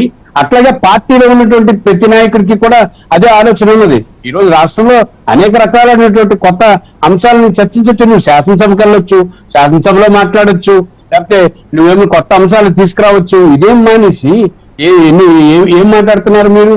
ఎందుకు ఆ వయసుతో సంబంధం ఏముంది? వయసు కాదు కదా, అనుభవం కదా కావాల్సింది. ఆ అనుభవే కదా ఈ రోజు నడిపిస్తా ఉంది రాష్ట్రంలో. ఆ అనుభవే కదా అనేక రకాల అడుగులు వేయడానికి అవకాశం వస్తా ఉంది. రాజకీయాల్లో రేపు ఆయనకు మాత్రం వయసు రాదా? మరి వాళ్ళ నాయకు ఆ వయసులో పదవి వాళ్ళ ఆయన అనుభవించలేదా? మరి ఎందుకు ఇదంతా జరుగుతూ ఉంది? ఎందుకు ఇది జరుగుతూ ఉంటే జనం ఎందుకు జగన్మోహన్ రెడ్డిని విశ్వసించట్లేదు? ఎందుకు 11కి తీసుకొచ్చారు? నువ్వు అపారమైనటువంటి డైరెక్ట్ గా బెనిఫిట్ స్కీమ్ డీబీటీలు తీసుకుని వచ్చిన తర్వాత కూడా ఎందుకు 11కే తీసుకొచ్చారంటే కారణం ఈ రకమైనటువంటి రాజకీయాన్ని ఆంధ్రప్రదేశ్ రాష్ట్ర ప్రజలు హర్షించారు కాబట్టే. ఈ రోజు ల్యాండ్ టైటిలింగ్ యాక్ట్ అనేది ఎంత భయంకరమో జగన్మోహన్ రెడ్డి రాజకీయ వ్యూహాలు కూడా అంతే భయంకరంగా ఉంటాయి. అందుకని ఈ రాజకీయాలు అనుకుంటున్నారు ఈ రోజు 4 రోజులు హెడ్లైన్ లో ఉంటుంది, లేకపోతే ఇంకొక బాక్స్ ఐటమ్ వస్తుంది, లేకపోతే టీవీలో స్క్రోలింగ్స్ వస్తాయి. కానీ సామాన్య జనం కానీ లేకపోతే మంచి ఈ అభివృద్ధిని కోరుకునే వాళ్ళు ఎవరు ఒప్పుకోరు కదండి ఈ రాజకీయాల్ని. ఇప్పుడు చంద్రబాబు నాయుడు కూడా రోజు ఆయన గెలిచిన మొత్తం ఎమ్మెల్యేలందరినీ కూడా మీరు ప్రెస్ మీట్లు పెట్టి జగన్మోహన్ రెడ్డి వాళ్ళ తాలూకా ఎమ్మెల్యేలో లేకపోతే మాజీ మంత్రుల్లో తిట్టండి. ఇంక ఈ రాష్ట్రంలో అభివృద్ధి ఏం జరుగుతుంది? వాళ్ళకి ఏం టైం ఉంటుంది? ఈ మంత్రులు రోజు మాట్లాడుతుంటే జిల్లాల్లోకి వస్తే జనం ఎంత గందరగోళంలోకి పడతారు? ఎందుకు చంద్రబాబు నాయుడు కంట్రోల్ చేసి ఎవరు మాట్లాడాలో ఒకరిద్దరికి ఆ పని చెప్పి మిగతా కార్యక్రమాన్ని ఎందుకు నిర్వహిస్తున్నారు? అది కేవలం అనుభవం మీద వచ్చినటువంటి అవకాశం, అది అనుభవంతో ఆలోచించినటువంటి మార్గం, అది అనుభవంతో కూడుకున్నటువంటి అభివృద్ధి వైపు వేసినటువంటి అడుగులు. కాబట్టి గ్యారంటీగా అనుకుంటున్నారు జగన్మోహన్ రెడ్డి. ఆయన ఇంకా ముమ్మాటికి తప్పు చేస్తున్నారు, ఆయన మనుషులు కూడా తప్పు చేస్తున్నారు. ఆ తప్పు మంచిది కాదు, మరొకసారి మళ్ళా ఆయనకి అపజయం వస్తుంది. ఇక్కడ విషయం ఏంటంటే రవిచంద్రారెడ్డి గారు ఎలక్షన్ల ముందు ఇలాంటి మాటలు మాట్లాడే ఒక సెక్షన్ ఆఫ్ పీపుల్ని ఆయన ఒక భయోత్పాతానికి గురి చేశాడు. ఒక సెక్షన్ ఆఫ్ పీపుల్, నేనేది ఒక కులము ఒక మతం అట్లా మాట్లాడడంలా న్యూట్రల్గా ఉండే ప్రజలు, అంటే ఏ పార్టీకి వత్తాసు పలకుండా లేకపోతే ఏ పార్టీకి చెందిన వారు ఉంటారు కదా, 10 to 15% ఉంటారు. వీళ్ళు అన్నీ ఆలోచించి లాస్ట్ మినిట్లో ఓటేసే సెక్షన్ ఆఫ్ పీపుల్ వీళ్ళు. జగన్మోహన్ రెడ్డి పద్ధతులు కానీ, జగన్మోహన్ రెడ్డి భాష, మాట తీరు, అతని హెచ్చరికలు, అతని డిస్ట్రక్షన్ పాలసీలు ఇవన్నీ చూసే ఓటేశారు. ఇప్పుడు మళ్ళీ వాళ్ళు భయపడే విధంగానే ఇప్పటికి కూడా స్టిల్ ఆయన మారలే. ఇంకా ప్రతిపక్షంలో పడేసిన తర్వాత కూడా, బుద్ధి చెప్పిన తర్వాత కూడా ఆ సెక్షన్ ఆఫ్ పీపుల్ భయపడే విధంగా వాళ్ళనే మిమ్మల్ని నరికేస్తాం, మిమ్మల్ని పొడిచేస్తాం అనే తరహాలో వాళ్ళనే భయపెట్టే విధంగా ఎందుకు మరి ఆయనకు అర్థం కావట్లేదా? ఎందుకు భయపెడుతున్నాడు? నేను అది చెప్పింది అదే. ఏ సెక్షన్ ఆఫ్ పీపుల్ని అయితే ఆయన తనకు దూరం చేసుకున్నాడో, ఆ న్యూట్రల్ పీపుల్ డిసైడింగ్ ఫ్యాక్టర్ అంటాం కదా మనం, వాళ్లే మొన్న ఎలక్షన్లో చాలా కీలకమైన రోల్ ప్లే చేశారు. అందుకే కూటమికి 64% ఓట్లు వచ్చాయి. ఈయన వచ్చినాక ఆ గ్రూప్ని అట్రాక్ట్ చేయాల్సింది పోయి ఇంకా వాళ్ళనే భయపెడుతున్నారు ఇట్లాంటి మాటలతోనో, ఇట్లాంటి విద్వేషపూరితమైన చర్యలతోనో ఇంకా వాళ్ళని భయపెడుతున్నారు. ఇది వర్కౌట్ కాదని తెలిసినా కూడా ఇదే స్ట్రాటజీని ఎందుకు ఆయన అమలు చేస్తున్నాడు? అది మూర్ఖత్వం అనుకోవాలా, లేకపోతే ఓవర్ కాన్ఫిడెన్స్ అనుకోవాలా, లేకపోతే నిజంగానే ఇంకేమైనా కాన్ఫిడెన్స్ ఉందా? ఇది ఎదిగే కొంది వదగాలి అనేది రాజకీయాల్లో అలవర్చుకోవాల్సిన లక్షణం, జీవితంలో కూడా ఎవరైనా అవలంబించాల్సిన లక్షణం. అలా కాకుండా ఒక్కసారి ఇప్పటికి ముఖ్యమంత్రిగా జగన్మోహన్ రెడ్డి గారు పరిపాలించింది. పలుమార్లు నరేంద్ర మోడీ గారు ముఖ్యమంత్రిగా ఉన్నారు, 3 సార్లు ఇప్పుడు ప్రధానమంత్రి అయ్యారు. ఒక రికార్డు క్రియేట్ చేసినా కూడా ఎక్కడ అహంకారం అని కానీ, లేకపోతే ఆత్మవిశ్వాసం తప్ప, సామర్థ్యంతో పనిచేయడం తప్ప, అందరినీ ఆప్యాయంగా పలకరించడంతో పాటు సబ్కే సాత్ సబ్కా వికాస్ అనే నినాదం తీసుకొని సమాజంలో చీలికలు రాకూడదని ఏదైతే కోరుకుంటున్నాడు. ఇక్కడ ప్రతి మనిషి కూడా ఎదుటి వాళ్ళ లోపాలు ఎంచచ్చు, తప్పులుంటే నిలదీయచ్చు, అంతేగాని ఏజ్ కాదు కావాల్సింది గేజ్ ఉండాలని నేనైతే చెప్పదలుచుకున్నాను. ఎందుకంటే చంద్రబాబు నాయుడు గారు 4వసారి ముఖ్యమంత్రి అయ్యారు. 1వసారి కాదు, 2వసారి కాదు, 3వసారి కాదు, 4వసారి ఆంధ్రప్రదేశ్కి 4 సార్లు ముఖ్యమంత్రి అయిన చరిత్ర గతంలో ఏ ముఖ్యమంత్రికి లేదు. మరి ఇది రికార్డు కాదా? ఏజీ అని గేజ్ లేకుండా, సామర్థ్యం లేకుండా, ఎవరో ఇచ్చిన స్క్రిప్ట్తో ఏదో ఒకటి మాట్లాడుతూ ఈవెంట్లో పార్టిసిపేట్ చేయడానికి మాత్రమే తడుకుమని తర్వాత రోజు వెళ్ళిపోతే బెంగళూరుకి, ఇది ఎంతవరకు కరెక్ట్? ఏ ఏజీ అనేది కాదు ముఖ్యం, ఏ స్క్రిప్ట్ ఇచ్చారో ఆ స్క్రిప్ట్లో ఉన్న అంశాలేంటి, ఈ స్క్రిప్ట్ రాసిన పనికిమాలినోడు నన్ను తప్పుదారిలో నడిపిస్తున్నాడా లేదా, ఆ సకలం చూసేవాడు సర్వనాశనం అనుకున్నాడా, లేకపోతే సర్ది పెట్టడానికి ఉన్నాడా, లేకపోతే సామాన్ సర్దుకోమంటున్నాడా? ముఖ్యంగా అసలు ఈ పార్టీ నాదా కాదా, ఈ పార్టీలో నిర్ణయాలు నేను తీసుకోవాలనా, లేకపోతే వాళ్ళు తీసుకున్న నిర్ణయాలు, వాళ్ళు రూపొందించిన అజెండా ప్రకారం నేను ఒక యాక్టింగ్ మెథడ్లోకి వచ్చి తళుక్కుమని వెళ్ళిపోవడంలో గెస్ట్ అపీరెన్స్కి మాత్రమే పరిమితమా? ఆత్మవంచన లేకుండా ఆత్మ పరిశీలన చేసుకునే టైం కూడా లేదు. ఎందుకంటే ఏ రకంగా అయినా ఇంకో 3 సంవత్సరాలు తిరగాలి. 3 సంవత్సరాలు గడిచిపోతే చాలరా అనుకున్నప్పుడు డబ్బులు తీయకుండా పార్టీని బతికించుకోవడానికి సులభంగా ఎంచుకున్న విధానం ఏంటంటే నోటికి పని చెప్పడం. అక్కడ 4, అక్కడ ఇద్దరిని అందరినీ పోగేసి బాగా తిట్టేస్తే అవి 2-3 రోజులు యూట్యూబ్ వాళ్ళు అడుగుతారు, పలానా ఆయన ఇంత దుర్మార్గమైన వ్యాఖ్యలు చేశాడు, వాటి మీద మీ అభిప్రాయం ఏందని చర్చలు పెడతారు, మనం కూడా డిబేట్లు చేస్తాం. అంటే పనికిమాలిన అంశాలతో ఏదైతే పద్ధతిగా వాళ్ళు లైవ్లో రాజకీయంగా ఎదుగుతున్నట్టు, ఏదో జరిగిపోతున్నట్టు ఆంధ్రప్రదేశ్ రాష్ట్రానికి పనికిరాని అంశాలతో పద్ధతి పాడు లేకుండా తిట్ల రాజకీయం ఏది చేస్తున్నారో, గతంలో కూడా అదే నాకు నచ్చేది కాదు. అసెంబ్లీ వేదికగా కూడా ఇదే జరిగేది. ఒక చిన్నారిని చిరుతపులు తినేసినప్పుడు తల్లిదండ్రుల మీద నింద మోపిన ప్రసన్న కుమార్ రెడ్డి అంటే అసహ్యం కూడా ఆ రోజు వేసింది. మరి ఆ చిరుతపుల నుంచి రక్షించబోయాని టీటీడీ చైర్మన్గా ఉన్న భూమన్ కరుణాకర్ రెడ్డి గారిని అడిగితే భక్తులకు తలా ఒక కర్ర ఇచ్చారని యథేచ్ఛగా లెక్కలు రాసుకున్న ఘనత ఆ ప్రబుద్ధుడిది. ఎవరైనా చిరుతపుల్ని ఎదుర్కోవడానికి తలా ఒకటి కర్ర ఇస్తారా? ఎంతమంది కర్రలు ఇచ్చారో అది లెక్క పక్కలేదు. ఇలాంటి అనేకం గతంలో ఉన్నప్పుడు నచ్చని అంశాలు, ముఖ్యంగా ఎవరైతే యూట్యూబ్ స్టార్స్ ఉన్నారో వీళ్ళు పోర్న్ స్టార్స్ కన్నా ప్రమాదం సార్. వాళ్ళు తిట్టే తిట్లు చాలా నీచంగా, సెన్సార్ లేకుండా ఏదైతే మాట్లాడతారో దానివల్ల వాళ్ళ రేటింగ్ పెరిగిందని యథేచ్ఛగా. ఏ రేటింగ్ సార్ వాళ్ళకు పెరిగింది? మంచి రేటింగ్ పెరిగిందా, చెడ్డ రేటింగ్ జరిగిందా? ఒక మనిషికి సరైన పాపులారిటీ మంచితనంతో వస్తే గొప్ప, చెడ్డ పనులతో లేకపోతే నోటి వాచాలతంతో దుర్మార్గంగా మాట్లాడితే వచ్చే ఆ పాపులారిటీ ఏం చేసుకోవడానికి? సమాజానికి పనికొచ్చే అంశం ఇది.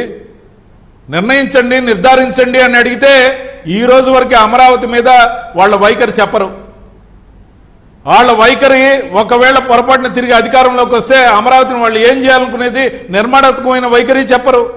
ఆంధ్రప్రదేశ్కి పనికొచ్చే అంశాలు ఏదన్నా ఈ ప్రభుత్వం చేస్తే హుందాగా ఈ అంశం బాగుంది, దీంట్లో సవరణ, ఇదొక మా సూచన అని చెప్పే రాజకీయమే నడవట్లే. ఆంధ్రప్రదేశ్లో జరుగుతున్నంత దుర్మార్గమైన రాజకీయం, తిట్లు ఈ తప్ప ఆంధ్రప్రదేశ్కి ఏం ఒరిగింది సార్? ఆ మూల ఈ మూల ఉన్న నోటి వాచాలతో ఉన్న వాళ్ళ నాయకులుగా చలామణి అయిన కర్మ ఆంధ్రప్రదేశ్లో ఉంది. విఘ్నత, తెలివి, పద్ధతి, హుందాతనం ఉండే వాళ్ళకి నాయకులుగా ఎదిగే అవకాశం రావాలని మాలాంటి వాళ్ళని కోరుకుంటున్నాం. మీరు కోరుకుంటున్నారు కానీ రాబోయే యువత చెడిపోయి జరుగుతుంది సార్, జరుగుతుంది. మీరు ఒక్కటి గుర్తుపెట్టుకోండి, నరేంద్ర మోడీ గారు కానీ చంద్రబాబు నాయుడు గారు కానీ ఈ వయసుకు వచ్చారంటే ఎంత చూసి వచ్చారు? దేశాన్ని అగ్రపథంలో నడుపుతూ ప్రపంచవ్యాప్తంగా నరేంద్ర మోడీ గారు పొందుతున్న గౌరవం గాని, ఎక్కడగా అండి? దేశాన్ని ప్రబలమైన ఆర్థిక శక్తిగా నిజమే, అది నిజమే కానీ అది ఏదో ఒక పార్టీ రెండు పార్టీలు అనుకుంటే అయ్యేది కాదు కదా. మొత్తం వ్యవస్థలు అనుకోవాలి, ప్రజలతో సహా అనుకోవాలి. ఖచ్చితంగా ఉంటది. దేశం అంతా కూడా పరిపాలిస్తున్న 22 రాష్ట్రాల్లో ఉన్న అధికారంలో ఉన్న బీజేపీ, కూటమి పార్టీలతో 6 రాష్ట్రాల్లో అధికారంలో ఉన్న బీజేపీ ఏ ఒక్క కూటమి పార్టీని డిచ్ చేయకుండా, అంటే వాళ్ళని ఏమార్చి దూరం అవ్వకుండా బీజేపీకి ఉన్న కట్టుబాటు, బీజేపీ ఎవరైతే పొత్తు పెట్టుకుంటుందో వాళ్ళని విడిపడకుండా కలిసి ఉండే తత్వం, ఇవన్నీ కూడా కూటమిగా ఆంధ్రప్రదేశ్ ప్రగతికి ముఖ్యంగా పరుగులు తీస్తుంది, అభివృద్ధి అని చెప్పడంలో ఎటువంటి సందేహం లేదు. ఈ రోజు కేంద్ర వస్తున్న ఏదైతే మద్దతు ఉందో. రైట్. పట్టాభి గారు, చంద్రబాబు నాయుడు గారి వయస్సుకు సంబంధించి మాట్లాడుతున్న మాటలు, అంటే పేర్ని నాని గారి వయసు 57 ఏళ్ళు, ఆయన కొడుకును కూడా రంగంలోకి దింపుతానని, రాజకీయాలు తప్పుకుంటానని కూడా చెప్పాడు కదా ఆయన. సో అంటే ఆయన కూడా రిటైర్మెంట్ ప్రకటించేశాడు. ఆయన రిటైర్మెంట్ ప్రకటించేసి చంద్రబాబు నాయుడు గారి ఏజ్ గురించి మాట్లాడడం, ఆయన ఒక్కడే కాదు, వైసీపీ ఇదంతా కూడా ఒక వాళ్ళ స్ట్రాటజీలో ఇది కూడా ఒక అంశంగా పెట్టుకున్నట్టున్నారు. చంద్రబాబు నాయుడు గారి వయసుకు మీద రాజకీయం చేస్తున్న వైసీపీకి మీరు ఇచ్చే సమాధానం? వికే గారు, చంద్రబాబు నాయుడు గారి వయసు గురించి ఇప్పుడే కాదు, గతంలో కూడా ఆయన ముఖ్యమంత్రిగా ఉన్నప్పుడు కూడా ఇక వయసు అయిపోయింది, ఇక లేదు, ఇక రిటైర్మెంట్, ఇంకా నానా రకాలుగా మాట్లాడారు. కానీ ప్రజలు ఇచ్చినటువంటి తీర్పు దానికి పూర్తి భిన్నంగా, అరే బాబు, వయసు అనేది ఏదో ఒక ఏజ్, ఒక నంబర్ గా మనం చూడటం కాదు, మనకున్నటువంటి విజ్ఞానం కానీ మనం చేసేటటువంటి పనుల ద్వారా కానీ వయసుతో నిమిత్తం లేకుండా నిత్య యవ్వనంగా కూడా మనం ఉండొచ్చు అని చంద్రబాబు నాయుడు గారు, నరేంద్ర మోడీ గారు ప్రూవ్ చేస్తారు. నిత్య విద్యార్థులుగా ఉంటూ ఎప్పటికప్పుడు అప్డేట్ అవుతూ నిత్య యవ్వనంగా వాళ్ళ ఆలోచనలు ఉంచుకునేటటువంటి వ్యక్తులు చంద్రబాబు నాయుడు గారు, నరేంద్ర మోడీ గారు. ఇద్దరిది కూడా ఒకే ఏజ్, ఇద్దరిది కూడా 75. ఈ రోజున చంద్రబాబు నాయుడు గారు క్వాంటమ్ టెక్నాలజీ గురించి, క్వాంటమ్ వ్యాలీ గురించి ఇవాళ యువకులతో పోటీ పడే విధంగా ఆయన ఆలోచనలు ఉంటే, ఇవాళ జగన్మోహన్ రెడ్డి యొక్క ఆలోచనలు ఏ విధంగా ఉంటాయండి? వాళ్ళ క్వాంటమ్ గురించి తెలియదు. ఫాంటమ్ అని చిన్నప్పుడు ఒక నవల ఇది నడిచేది, కామిక్ నడిచేది మనకి, ఫాంటమ్ అని.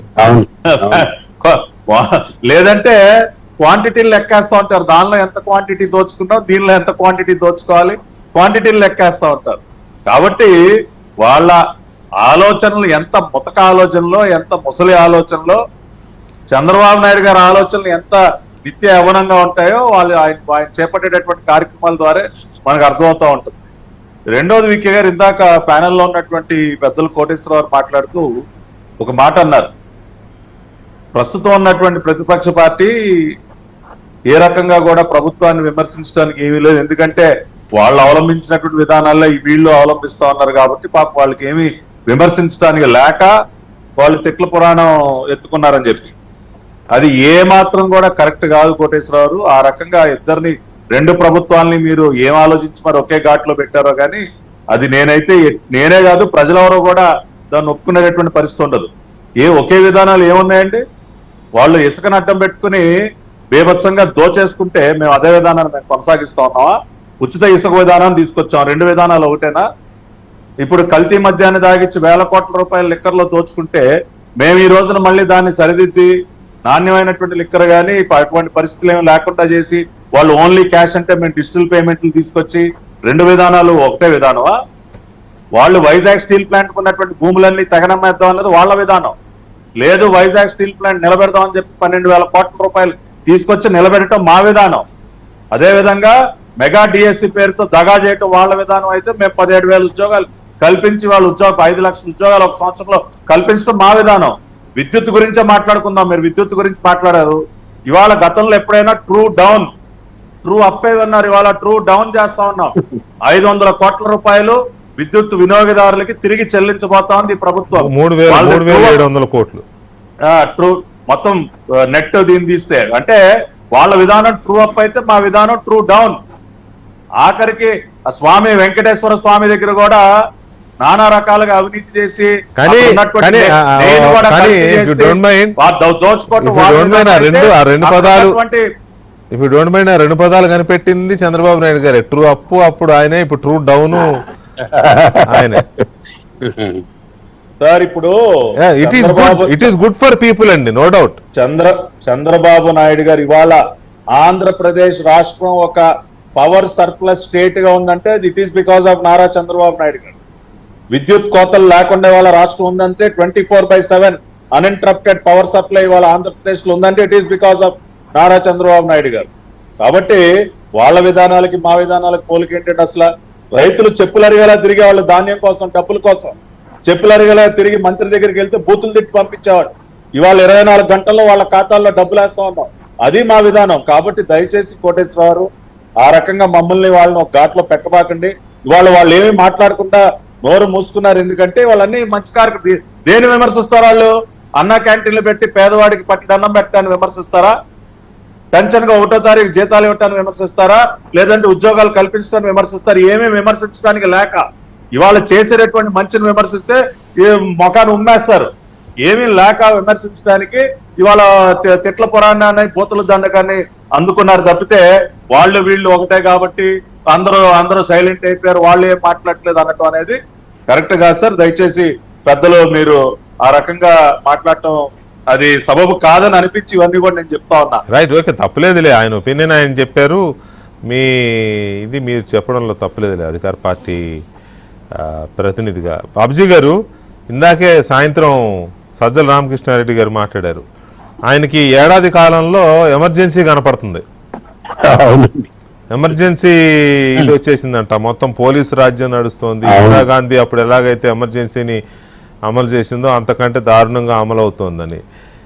ఆ విషయం సకల శాఖలు చూసిన ఆయన మాట్లాడడం ఎందుకో కొంచెం రోతగా అనిపించలా? బాబ్జీ గారు ఒక్క నిమిషం, సారీ, ఒక మంచి మెసేజ్ పెట్టారు. వయసు గురించి డిబేట్ జరుగుతా ఉంది సార్. జగన్మోహన్ రెడ్డికి కొబ్బరికాయ కొట్టాలంటే వంగి కొబ్బరికాయ కొట్టడానికి స్టాండ్ కావాలి.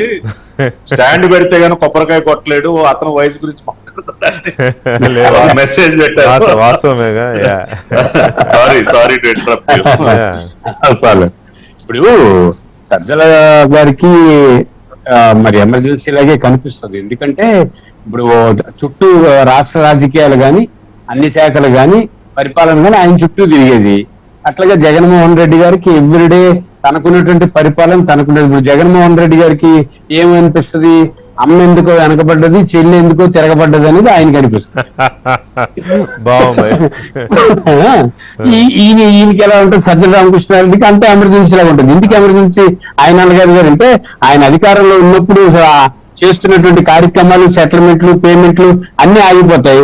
ఏవి ఎక్కడికి కదలవు. ఆ పాత బకాయిలు అన్ని చెల్లించాలి. ఆ వచ్చిన వాళ్ళందరూ చుట్టూ వేరి అన్నాను, అది చేస్తాను, ఇది చేస్తాను, ఏం చేసావు, ఏమైంది, మా సంగతి తేల్చంటే ఇది ఎమర్జెన్సీ లాగా ఉంటుంది. అంటే బయట తిరిగే పరిస్థితి వాళ్ళకి లేదు కాబట్టి, ఎవరికి ఏది సమాధానం చెప్పే పరిస్థితి కాదు కాబట్టి, ప్రభుత్వాన్ని వేరెత్తి చూపించలేరు కాబట్టి, వాళ్ళు చేసింది ఏంటో చెప్పుకోలేరు కాబట్టి ఎమర్జెన్సీ లాగా ఉంటుంది. కాబట్టి జగన్మోహన్ రెడ్డి గారికి, సజ్జల గారికి ఈ రకమైనటువంటి ఆలోచన, ఈ రకమైన దృక్పథం ఉండడంలో తప్పైతే నాకు అనిపించలేదు. ముఖ్యంగా జగన్మోహన్ రెడ్డి గారు అయితే ఇంకా ఏం మాట్లాడుతున్నా నేను చాలా బాధేస్తుందండి. మాజీ మంత్రులు ఇండి కూడా ఈ రకమైన భాష మాట్లాడడాన్ని ఎంత బాధేస్తుందండి. యువత ఏ రకమైనట్టుగా ఆలోచనతో ఉంటారండి రాజకీయాల్లో. ఇప్పుడు కొత్త శాసనసభ్యులు వచ్చారు రాష్ట్రం అంతా. వీళ్ళు కంట్రోల్ చేయడం ఎంత కష్టం. అది తెలుగు కూటమి ప్రభుత్వం ఎంత కంట్రోల్గా వెళ్తా ఉంది. ఆ వెళ్తున్నప్పుడు ఏదో రప్చర్ క్రియేట్ చేసి ఏదో రకమైనటువంటి విద్వేషాలు రగిల్చడం అనేది కరెక్ట్ కాదు. కానీ మరొకసారి వీళ్ళందరూ కూడా వైఎస్ఆర్ పార్టీ నాయకులు ఆలోచన చేయాలి. ఆలోచన చేసి కాస్త చేతనైతే వీళ్ళ శక్తి అంతా ఉపయోగించి శాసనసభకు వెళ్ళమనండి, అక్కడ చర్చ చేయమనండి, అక్కడ మాట్లాడమనండి, అక్కడ వీళ్ళ ఆలోచన ఏమైనా ప్రతిబింబమనండి. అది మానేసి అక్కడ దాగోని అక్కడికి వెళ్లకుండా, అక్కడ మాట్లాడకుండా రోడ్ల మీదకి వచ్చి తొలగొట్టి ఆయన వస్తున్నాడు, ఈయన వస్తున్నాడు, ఈయనేమోని పేరు నాని చెప్తున్నాడు, గురువాన్ని నాని రెడీ అయిపోతున్నాడు, ఒక్కొక్కరినేమోని కడ్రాయి వేయించి పరిగెట్టిస్తాడు, ఆయనేమో రెడీ అయిపోతుంది. ఏంటిది? ఏం భాష ఇది? ఎవరి కోసం ఇదంతా? మీరు తొలగొట్టుకోవడం కాదు. ఈ రాష్ట్రం అభివృద్ధి చెందాలి, ఇక్కడ పరిశ్రమలు రావాలి, ఉపాధి కావాలి, ప్రజలు హాయిగా బ్రతకాలి, రాజకీయాల్లో విద్యుత్ కావాలి, రాజకీయాల్లో వివేకం కావాలి, రాజకీయాల్లో ఈ పాటి సీనియారిటీ కూడా లేకపోతే ఇప్పుడు ఈరోజు నేను చాలా ప్రౌడ్ గా ఫీల్ అవుతున్నాను. అశోక్ గజపతిరాజుకి గవర్నర్ ఇస్తే నా కళ్ళతో నేను చూస్తున్న రాజకీయాలు అంటే నేను ఎంఆర్ కాలేజీలో చదువుకున్న దగ్గర నుంచి ఈ రోజు వరకు ఆయన మంత్రిగా, ఆయన ఏమైనా కేంద్ర మంత్రిగా, ఆయన ఏమైనా టీడీపీ పాలిటీ బ్యూరో సభ్యుడిగా, ఈ రోజు గవర్నర్ గా మేము చూస్తున్న ఉత్తరాంధ్రలో ఒక వ్యక్తికి ఆ స్టేషన్ రాయించడం ఎంత ప్రౌడ్ గా ఫీల్ అవుతున్నాను. ఈరోజు చంద్రబాబు నాయుడు గారు ఢిల్లీ వెళ్తే దేశం అంతా చంద్రబాబు నాయుడు ముఖ్యమంత్రిగా తెలుసు, చాలా మంది ముఖ్యమంత్రి చేసి ఉండొచ్చు, దేశం అంతా తెలియదు కదా. ఆ రకమైనటువంటి ఒక వ్యక్తి తెలుగు జాతి నుంచి బయటకు వస్తే మీరు ఏ రకమైనటువంటి అంకలతో మాట్లాడతారు, ఏ రకమైనటువంటి ఆలోచనతో మాట్లాడతారు? వయసు ఎప్పుడు మీరు మాట్లాడారు, ఎవరు కూడా ఈ రోజు బ్రతుకు ఈ రోజున్న మనుషులు ఉంటారో ఉంటారో తెలియదు, కానీ వాళ్ళ అనుభవం ఉంటది. ఈ రోజు ఎంఎస్ స్వామినాథన్ కోసం చెప్పి కేంద్ర ప్రభుత్వం 100 రూపాయల నాణ్యం రిలీజ్ చేస్తుంది. ఎందుకు? ఆయన వ్యవసాయ రంగానికి ఒక కొత్త ఊపి తీసుకొచ్చినటువంటి వ్యక్తి. ఆయన శత జయంతి ఉత్సవాల దృష్ట్యా అది వయసు, అది అనుభవం, అది ప్రజాస్వామ్య వ్యవస్థకి గొడ్డలు పెట్టు. ఇది మానేసి మనం వ్యక్తిగత హననం, వ్యక్తిగత విమర్శలు, వ్యవస్థను నాశనం చేయడం ఎలా, వ్యవస్థను భ్రష్టు పట్టించడం ఎలాగా, రాజకీయాల్ని దరిద్రంగా మార్చడం ఎలాగా, రాజకీయాలను మహిళల్ని తిట్టడం ఎలాగా, ఇదే సంస్కృతి కాదు కదా. ఈ పండా నుంచి వైఎస్ఆర్సీపీ బయట పడకపోతే చాలా ప్రమాదం. మీడియాకి సంబంధించి కూడా బాబుజీ గారు ఒక్క నిమిషం సార్, కోటేశ్వర గారు, మీడియాకి సంబంధించి కూడా ఈయన ముఖ్యమంత్రిగా ఉన్నప్పుడు ఎలాగైతే మీడియా మీద దాడులు చేశాడో ఇప్పుడు కూడా అదే ఏం మార్పు లేదు. అప్పుడు ఏ ప్రజల మన్ననలు పొందిన మీడియానే అప్పుడు తిట్టిపోశాడు, ప్రజలు దాన్ని తిప్పికొట్టారు. అయినా సరే మళ్ళీ ఇప్పుడు అదే మీడియాని పట్టుకొని వాళ్ళందరూ మొత్తం జగన్ అండ్ కో ఇది వాళ్ళకు ఒక సొంత మీడియాని పెట్టుకుని ఆ మీడియాతోనే బతుకుతూ మిగతా మీడియాని చేయడము. ఇవాళ కొత్తగా ఈయన ఏంటో 11 ఛానల్స్ అంటున్నాడు. మరి 11 ఛానల్స్ ఎక్కడి నుంచి వచ్చినాయో నాకు అర్థం కాల. అసలు ఇప్పుడు తెలుగులో ఉన్న ఛానల్స్ పేరు నాని గారికి ఐడియా ఉందో లేదో. అందులో సగం ఛానల్స్ వాళ్ళు కొనుక్కుని పోషిస్తున్న ఛానల్స్. నీలి మీడియా, కూలి మీడియా అంటానే ఉంటాం కదా, మీరని కాదు కానీ మామూలుగా దానికి ఆ పేరు ఉంది వాళ్ళు పోషించే వాటికి కూడా. మీడియా మీద దాడిని ఎలా మనం చూడొచ్చు? మీడియా మీద ఎవరు దాడి చేసినా అది సమర్థనీయం కాదు అనేటువంటిది నేను ముందుగా చెప్పదలుచుకుంది. గతంలో కూడా అదే విధమైనటువంటి అంటే రాజకీయ పక్షాల మధ్య పోలరైజేషన్ అయినటువంటి మీడియా గురించి ఆంధ్రప్రదేశ్ లోను తెలంగాణలో కూడా ఆ విధమైనటువంటి ఏదో ఒక రూపంలో కక్ష సాధింపులు అనేటువంటివి జరిగాయి. అది గతంలో జరిగింది, తెలుగుదేశం హయాంలో జరిగింది, జగన్మోహన్ రెడ్డి గారి హయాంలో అందరికీ తెలిసినటువంటిది. అంతకుముందు రాజశేఖర రెడ్డి గారితో ఇది స్టార్ట్ అయింది, ఆ 2 పత్రికలు అనేటువంటి. అసలు ఆయన స్టార్ట్ చేసింది ఆయన. అందువలన ఇది టిట్ ఫర్ టాట్ లాగా ఒకళ్ళు అధికారంలోకి వస్తే ఇంకొకళ్ళు అధికారంలోకి వస్తే జరుగుతూ ఉంది. నిజానికి ఇది ఒక విషాదకరమైనటువంటిది, గర్హనీయమైనటువంటి వైఖరి అనేది నేను చెప్తాను. మనకి సమయం లేదు కానీ పట్టాభి గారు చెప్పినటువంటి పట్టాభి గారు చెప్పినటువంటి అంశాలు నేను చెప్పినటువంటిది విధానాలు, పథకాలు లేదా సంక్షేమ పథకాలు వేరు, విధానాలు వేరు. ఎందుకు అది నేను చెప్పానంటే మళ్ళా రిపీట్ చేస్తున్నాను. నేను ముందే చెప్పాను, ఉమ్మడి రాష్ట్రంలో అసంఘటిత రంగ కార్మికులకు 1.5 మందికి చేసినటువంటి వేతన సవరణ చంద్రబాబు నాయుడు గారు మొదటి 5 ఏళ్ళు ఎందుకు చేయలేదు, జగన్మోహన్ రెడ్డి గారు ఎందుకు చేయలేదు, ఇప్పుడు చంద్రబాబు నాయుడు గారు అసలు అటువంటి దాని గురించి అసలు ప్రస్తావనే లేదు. అంటే ఈ విధానం అనేటువంటిది 2 పార్టీలు ఒకటే, ఎవరు దీని గురించి మాట్లాడరు, డిబేట్లు చర్చించరు, లేకపోతే కొట్టుకోరు. అదేవిధంగా విద్యుత్తు ట్రూ డౌన్ అంటున్నారు. అసలు ట్రూ డౌన్ ఏంటి? అసలు ముందు వసూలు చేయటం ఎందుకు, ఆ వసూలు చేసిన దాన్ని మళ్ళా తిరిగి ఇవ్వటం అది పెద్ద గొప్ప అని చెప్పటం ఏంటి? ఇప్పుడు ఆషాఢం సేల్స్ లాగా అంటే ఇక్కడ నేను ఒక చిన్న అంటే మీరు ఆల్రెడీ స్టడీ చేసే ఉంటారు దాని మీద.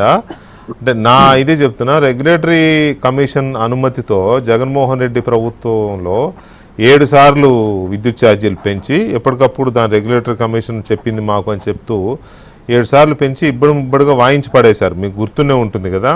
అంతకుముందు 14 నుంచి 19 వరకు ఒక్కసారి కూడా విద్యుత్ ఛార్జీలు పెంచలా.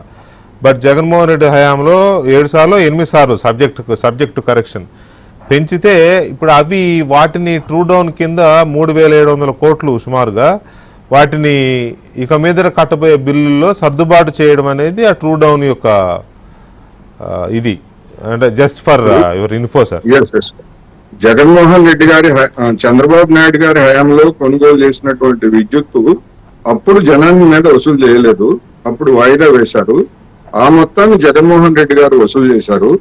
జగన్మోహన్ రెడ్డి గారి హయాంలో కొనుగోలు చేసినటువంటి విద్యుత్తుకు సంబంధించి ఇప్పటికి 15,000 కోట్ల రూపాయలు చంద్రబాబు నాయుడు గారు జనం నుంచి వసూలు చేస్తున్నారు. ఇది అందరికీ తెలిసినటువంటి సత్యం. మనం వేరే సందర్భంలో ఇంకా డీటెయిల్స్ కావాలంటే మాట్లాడదాం, మళ్ళీ ఇంకో రోజు పెడదాం. యా, అందుకనే నేను అనేది విధానాలు. ఈ స్మార్ట్ మీటర్లు ఉంది, స్మార్ట్ మీటర్ల మీద తెలుగుదేశం ప్రకటించినటువంటి గత విధానం ఏంటి, ఇప్పుడు అమలు జరుగుతున్నటువంటి విధానం ఏంటి? కోటేశ్వరరావు ఇప్పుడు విధానాలు 1 minute కంక్లూడ్ చేయండి ప్రభాకర్ గారు, సారీ పటాబి గారు 1 minute లో కంక్లూడ్ చేయండి ప్లీజ్. క్లోజ్ చేద్దాం టైం. పథకాలు విధానాల మధ్య ఉన్నటువంటి తేడా తెలియనటువంటి వ్యక్తిని కాదు. నేను అనలేదు, ఆ మాట అనలేదు. కాదు, మీరు వినండి ఒక్క నిమిషం. శాండ్ పాలసీ ఉందండి, అదొక విధానం, అదొక పాలసీ. అది గత పాలసీకి ఇప్పుడు పాలసీకి వ్యత్యాసం లేదా? Liquor policy, is there not a difference between the previous government and the current government? అట్లా నేను విధానాల గురించే మాట్లాడా. పథకాల గురించి అంటే తల్లికి వందనం, అన్నదాత సుఖీభవ, వాటి గురించి నేను మాట్లాడలా. గత ప్రభుత్వ విధానాలు వేరు. ఒక్క నిమిషం పెద్దలు కోటేశ్వరరావు ఒక్క నిమిషం వినండి. ఇప్పుడు మీరు ఇంకా మెరుగ్గా ఇది చేయండి అంటే పాజిటివ్ గా స్వీకరించడానికి మేము సిద్ధంగా ఉన్నాం. ఇప్పుడు అసంఘటిత రంగ కార్మికుల గురించి మీరు లేవనెత్తారు, we will take it positively. అంతేగాని గత ప్రభుత్వంతో పోల్చారు ఇద్దరు ఒకటే, జగన్ రెడ్డి ఒకటే, చంద్రబాబు నాయుడు గారు ఒకటే అంటే అది ఏ మాత్రం కూడా అది సమంజసం కాదు.